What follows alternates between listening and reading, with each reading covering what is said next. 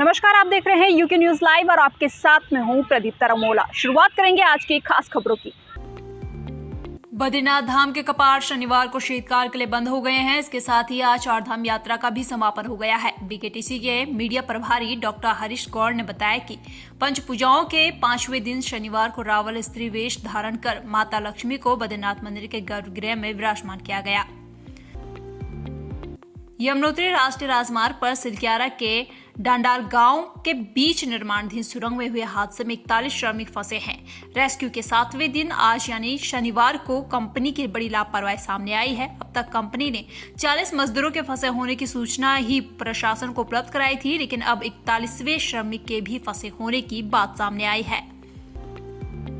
पिपलकोटी THDC सियासैंड के पास THDC colony का गंदा पानी नालियों में इकट्ठा होने से ग्रामीणों के लिए मुसीबत बन गया है। ग्रामीणों द्वारा कई बार इसकी शिकायत टीएचडीसी के अधिकारियों से भी की गई है, लेकिन अधिकारियों द्वारा इस ओर ध्यान नहीं दिया गया। मसूरी में कांग्रेस कार्यकर्ताओं द्वारा शहर कांग्रेस अध्यक्ष अमित गुप्ता के नेतृत्व में प्रदेश की धामी सरकार के खिलाफ जमकर प्रदर्शन किया गया और सरकार के पुतले को आग के हवाले किया गया। कांग्रेस कार्यकर्ताओं द्वारा प्रदेश की भाजपा सरकार को पूरी तरीके से फेल बताया गया।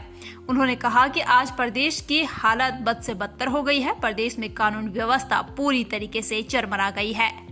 वही मैं मसूरी के परिप्रेक्ष्य में भी कहना चाहूँगा कि आए दिन जो सूखा नशा है वो हमारे युवाओं को लगातार घेर रहा है, जिस कारण वो अपराध की ओर बढ़ रहे हैं। और अपराध इस कदर बढ़ गया है कि हमारे मसूरी के युवा भी चाकू छुरी से प्रहार करने लगे हैं। अगर युवाओं को सही दिशा दशा नहीं मिली तो हमारा जो ये प्रदेश है, जिन युवाओं के भरोसे ये प्रदेश आगे बढ़ना है, अगर वही युवा इस तरह नशे में डूब जाएगा तो इस प्रदेश का क्या आने वाला भविष्य होगा।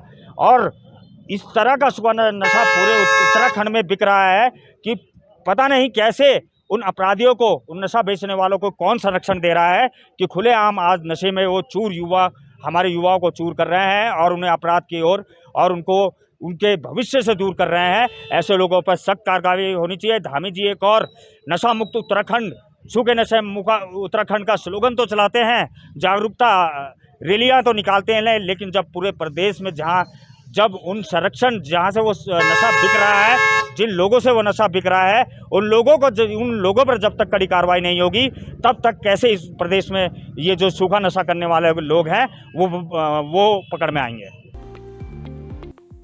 कैंपटी फॉल और बंगलों की कांडी के क्षेत्र को नगर पंचायत में शामिल किए जाने को लेकर उद्योग व्यापार मंडल और बंगलों के कांडी के लोगों ने कैंपटी बाजार में धरना प्रदर्शन कर सरकार के खिलाफ नारेबाजी की। वहीं कैंपटी बाजार को भी बंद रखा गया। मांगे हैं, कैबिनेट ने अभी एक प्रस्ताव पारित हुआ है कैंपटी फॉल, कैंपटी सिया, कैंपटी बीरागांव नगर पंचायत बनाने के हेतु, लेकिन इसमें आम जनता का सबका विरोध है। सिया कैंपटी की कोई भी आम आदमी नहीं चाहता है कि यहाँ पर नगर पंचायत बनाई जाए और इसका सब जनता के अंदर आक्रोश है।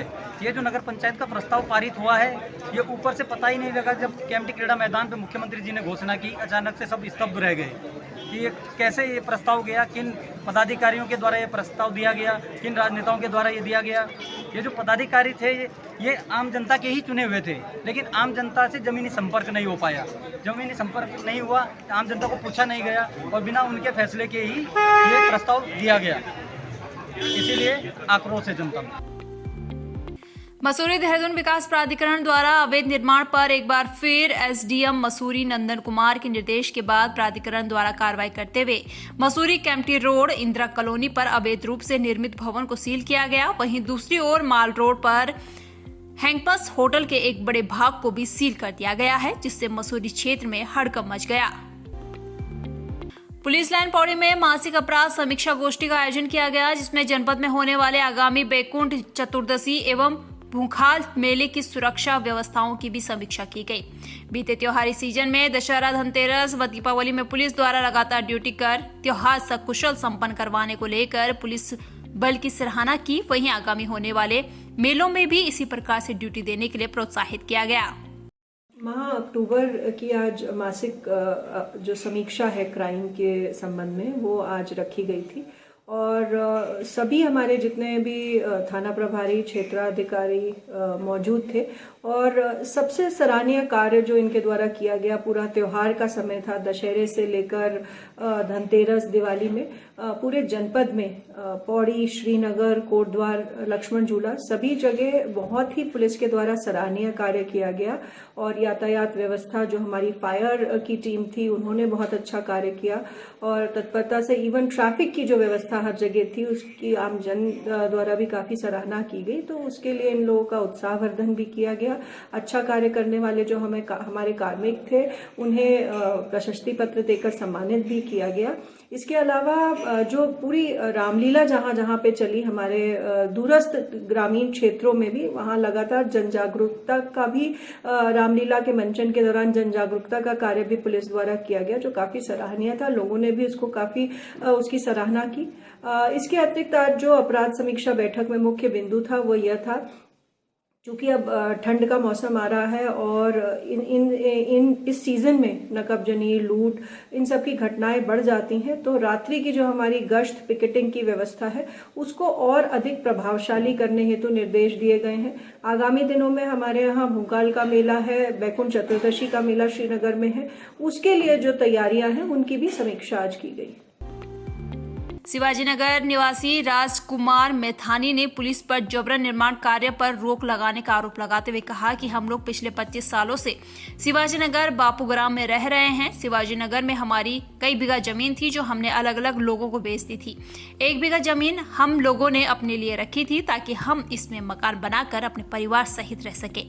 अब जब हम इसमें मकान बना रहे हैं तो कुछ लोग जो भू माफिया है वह जबरदस्ती हमारा निर्माण कार्य रोक रहे हैं। इसमें कुछ पुलिस वाले भी शामिल हुए हैं। ये मेरी एक ज़मीन है, पुश्तैनी ज़मीन है मेरी सर। ये 8 बीघे लैंड थी सर, जिसमें यहाँ से नाले तक ये संपत्ति हुआ करती थी।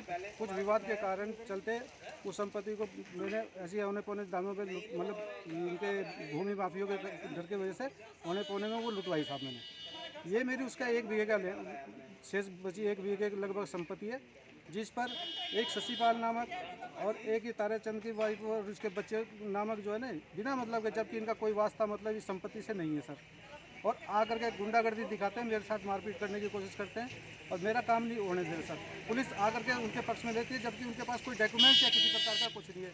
मेरे पास सिविल आदेश से लेकर के सारे डॉक्यूमेंट्स मेरे पास हैं। शेयर होल्डर भी हमारे पास है और मेरे पिताजी शेयर होल्डर थे और मैं उनका, मेरी भी पैदाशी है सर। ये संपत्ति पूरी मेरी पैतृक संपत्ति है सर, जिसमें पुलिस के द्वारा इस काम को रुकवा दिया जाता है। मैं नहीं जानता कि पुलिस क्यों इस पर इतना इन्वॉल्व हो रही है और वो इतने एक्टिवता क्यों दिखा रही है इस संपत्ति के ऊपर। फिलहाल इस बुलेटिन में इतना ही। बने रहिए उत्तराखंड की तमाम खबरों के लिए यूके न्यूज़ लाइव के साथ। नमस्कार।